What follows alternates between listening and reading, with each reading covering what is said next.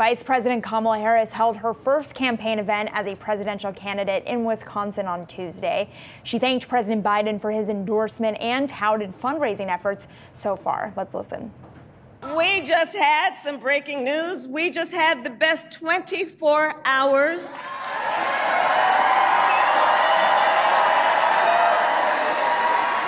of grassroots fundraising in presidential campaign history.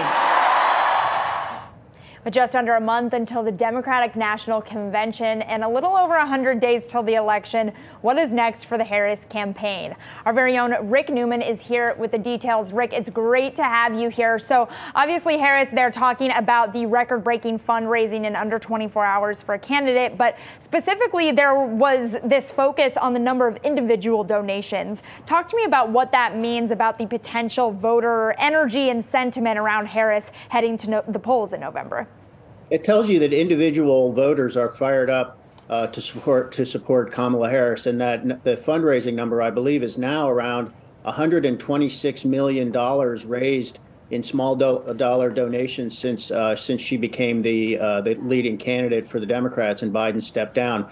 That money is really important. I mean, people hear millions of dollars here, millions of dollars there, super PACs.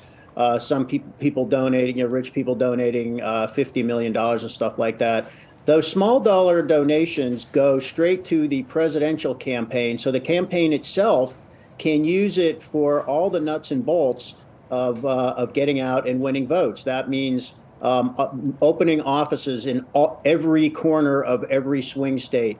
Phone calls, hiring people. Some of it is advertising.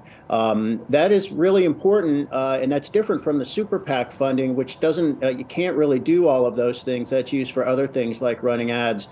I think more importantly, it just tells you that she really has generated excitement among Democrats. She's up a little bit in the polls, so she's gotten sort of the honeymoon bump you might expect. That doesn't mean she's going to keep it. This is going to be a tough race all the way through, and the Trump campaign, it was planning to go after Joe Biden, so they're retooling their campaign, figuring out how to attack Kamala Harris, and they are going to do that for sure. But if you're a Democrat, it's a good restart.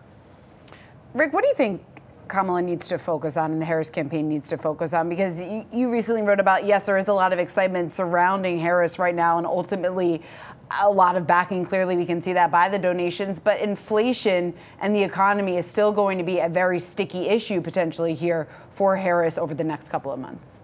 Right. And I wrote about some election forecast models that are based on the economics in swing states. What's the inflation rate in Pennsylvania, Michigan, Wisconsin? What's the unemployment rate? How do people feel about jobs? She's going to have the same challenge Biden would have had on inflation, which is, how are people going to feel about inflation by the time they decide whom to vote for? Are they going to still be focused on food prices, for example, that are up like 24% since Biden-Harris took office and have risen by a little bit more than incomes? Or are they going to say, well, the trend is going in the right direction. I'm starting to feel good about inflation. Maybe we will have a Federal Reserve interest rate cut. So people will say, yeah, life's getting a little more affordable. Enthusiasm for Harris will not necessarily overcome swing voters' concerns about the economy. And I mean, there are a bunch of different challenges in terms of which demographic she's strong with, which demographic she's weak with. But one of the most important things she needs to do is boost voters' opinion of Democrats' ability to handle the economy, because it's still much lower than their belief in Trump being able to handle the economy pretty well. All right, Rick, always great to get your insight. You're going to be a busy man over the next several months. We'll be talking to you probably once again tomorrow. All right, Rick, thanks so much. Bye, guys.